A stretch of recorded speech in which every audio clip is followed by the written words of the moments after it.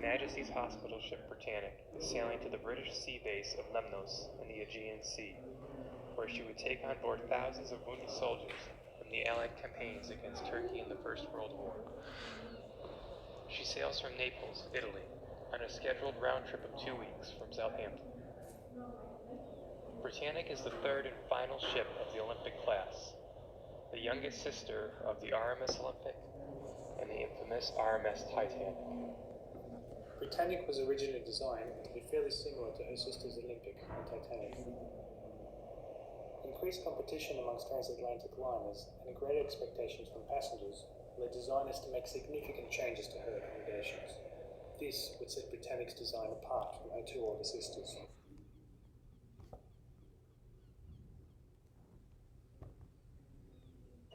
Is Corporal Jack Raw of the Royal Army Medical Corps. I had just finished breakfast and had come up on deck. I sat down on the hatchway while one of our chaplains with his map out was showing us different places of interest on the nearby shorelines.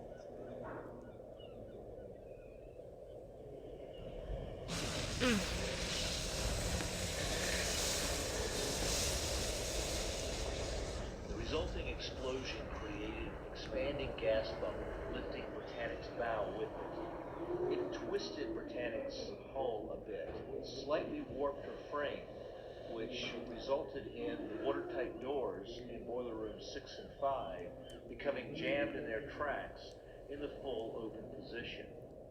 At breakfast, a muffled explosion rang out from the lower decks. The ship vibrated more than it shook. Vibrations passed us, smashing the furniture and windows, then echoed off into the distance. Moments later, the vibrations echoed back, smashing the wall glass and crockery around us. These vibrations reverberated from one end of the ship to the other for over a full minute. Nurse Ada Garland, Voluntary Aid Detachment. I had just had my bath and was now shaving in my cabin, which was about 10 yards distant from the point of contact. I was thrown very forcibly across the cabin, with sundry articles of gear on top of me. The boat lifted twice, and everything seemed to dance. And the fumes from the explosion temporarily blinded me. Fifth Officer Gordon Fielding. Some were killed by the explosion itself. In the steward's quarters, the bunks fell down on top of the men, and everything collapsed, while I believe the emergency staircase was blown away. The water ran in great volumes of the forward compartments. The fumes in the alleyways were something stifling. Not sulphurous, but something poisonous and unearthly. Assistant Chief Engineer, Joseph Wolfe.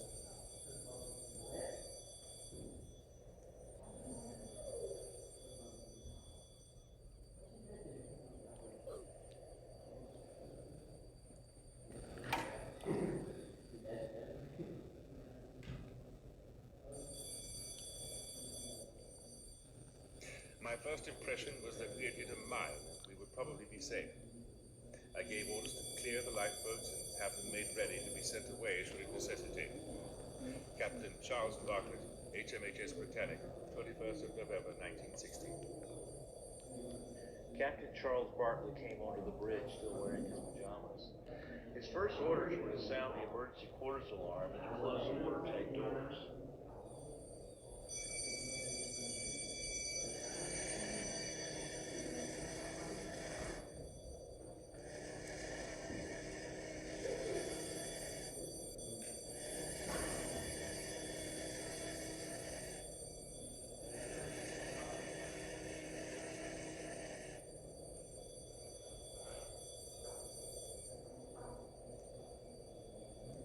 He wasn't aware at that point that the forward doors were jammed in the open position. He ordered the engines to stop and the lifeboats to be swung out and readied for lowering. Panic was beginning to spread among the people idling on the decks. Fresh in their minds were the sinkings of Titanic and Lusitania. Within only the first few minutes of the explosion, the ship took on a noticeable slant downward toward the bow and a list to starboard. This only increased the panic. Instead of waiting for orders, a handful of lifeboats were launched without authorization from the overseeing officer. Some of the boats cleared the sinking ship without alarm.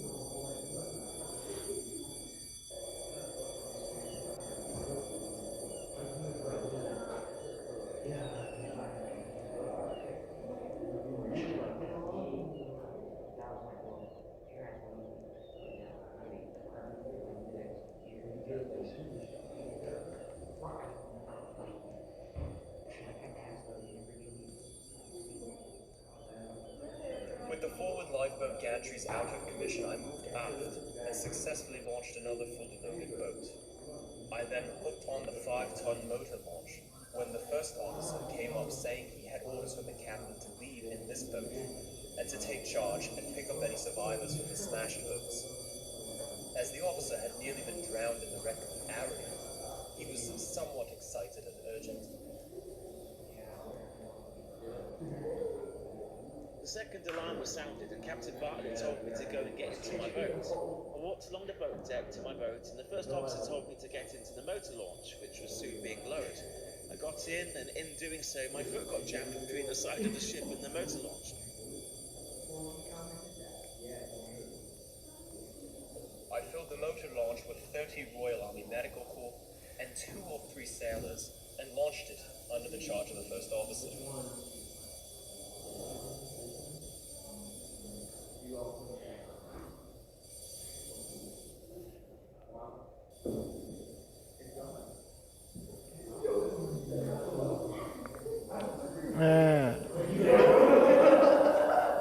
When the boat was low to the water, 4 oars and 4 men to each oar, we pulled for our lives to clear the suction. While pulling away, something hit me on my left eye. We did not take much notice at the time. Blood began running down my face. After we got clear of the danger of the ship, we started to rescue our comrades that was in the water. We had no one to man our boats, so we carried on ourselves. We had pulled one out of the water and given him treatment. We saw another that was nearly dead, so we pulled towards him. On reaching him, we tried to pull him to our boat, but we failed as our boat had so many people in it. It overturned, and we were in distress. Private Samuel Edwin Williams, Royal Army Medical Corps.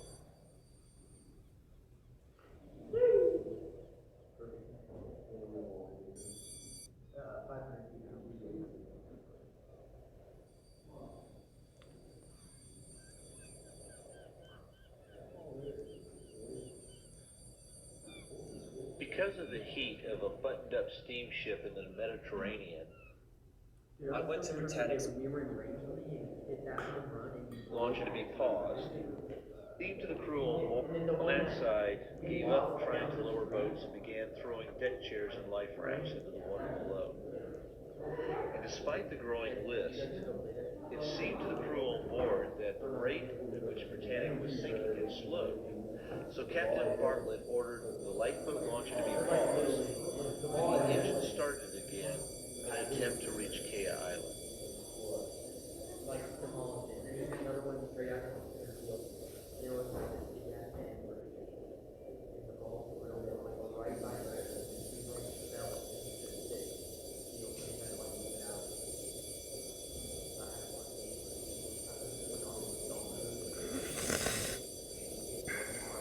My feels lowered.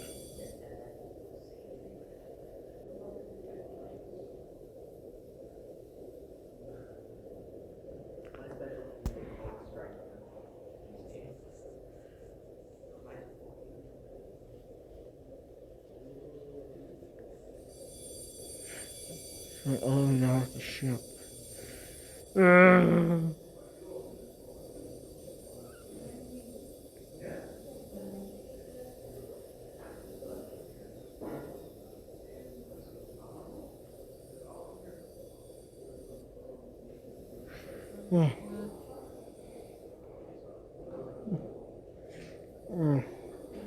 That's too late. Still use some cotton to current. Ship is on the move.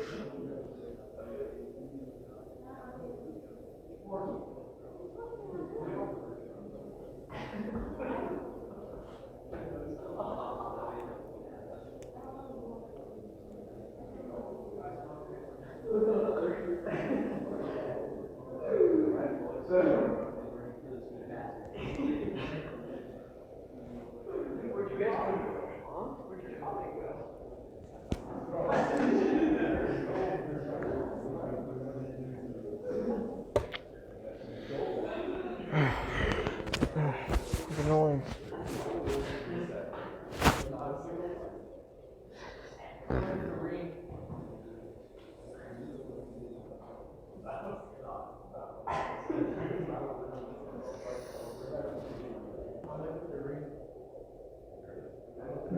trip of the ship.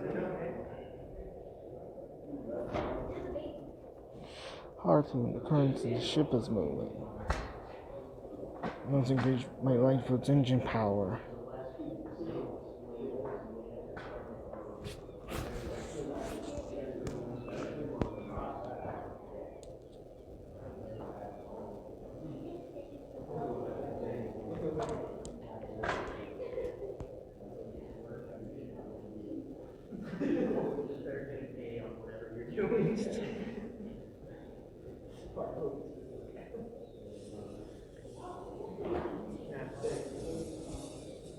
They're both drifting.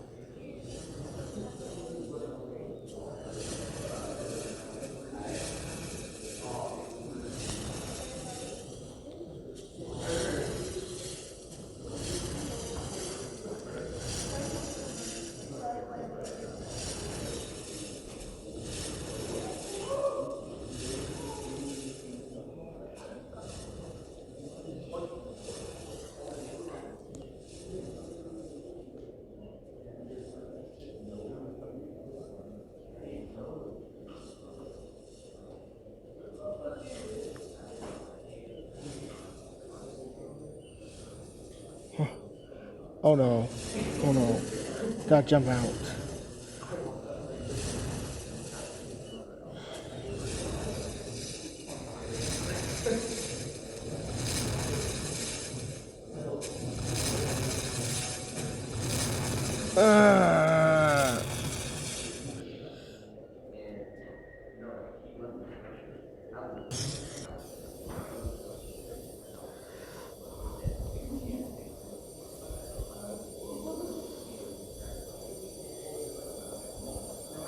I saw the sixth officer struggling to get his boat into the water.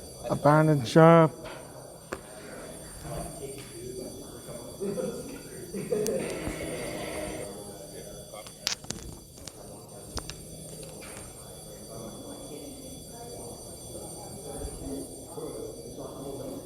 I gave the order to begin the engine room, knowing that this was the last hour of the abandoned ship sinking.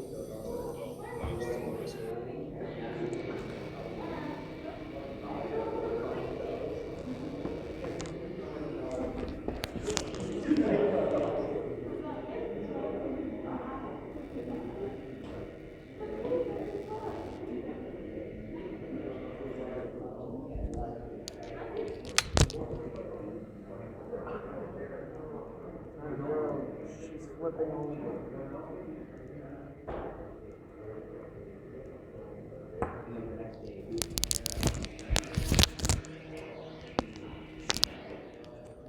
She seemed just like a pitiful, dumb animal tortured, the sirens blasting for help up to the very last. Captain C.A. Bartlett, the commander of the Britannic, stayed on the bridge giving orders to the officers through his speaking megaphone as the ship was going down under his feet. He not leave until the water lapped over him. The ship was sinking very quickly then, going by the head and listing to starboard, and soon the water came to the bridge. Assistant Commander Dyke having reported to me that all had left the ship, I told him to leave, and shortly after I followed him. We barely left the bridge, walking into the water by the forward boat gantry on the starboard side. The funnels fell just moments later. One of the quartermasters had gone below early in the sinking to find supplies of bread from the ship's pantries to stock the lifeboats. He came out onto the deck to find the bridge submerged and the ship rapidly dropping in the water. You see, the second class quartered in the sea deck, and after swimming clear, we watched the awesome sight right in line of sinking. Assistant Chief Engineer, Joseph.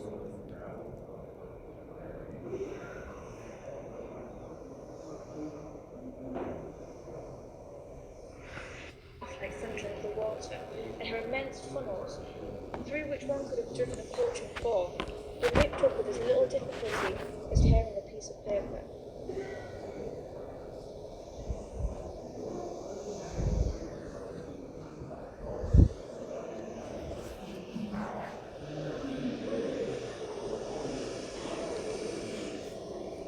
To the surprise to the actual sinking, number 3 funnel was the first to collapse.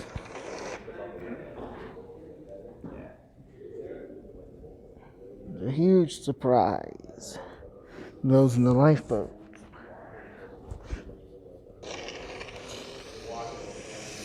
The second funnel followed shortly afterwards.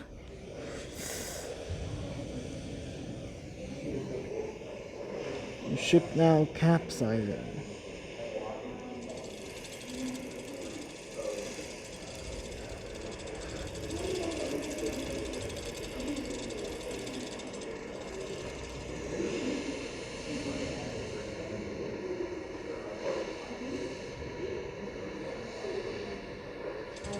Look like they got a lifeboat stuck.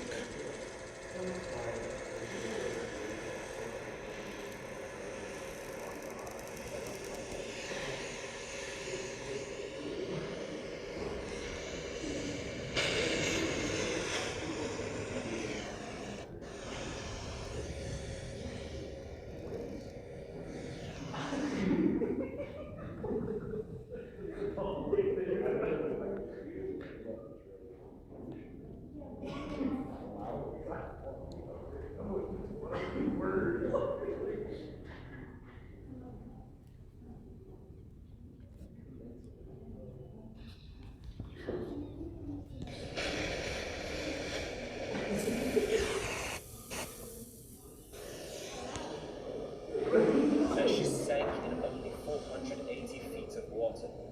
And the ship sank almost vertically. It was 890 feet long. She touched the bottom.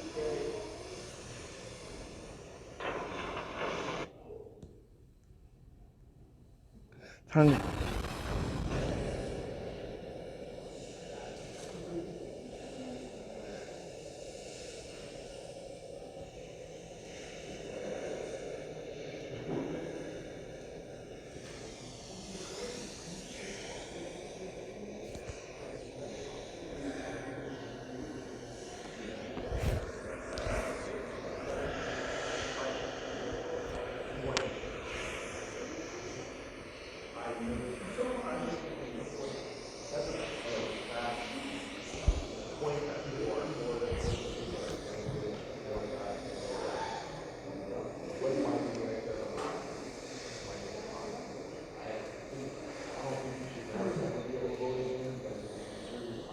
I had supervised over the construction and launch of the Britannic.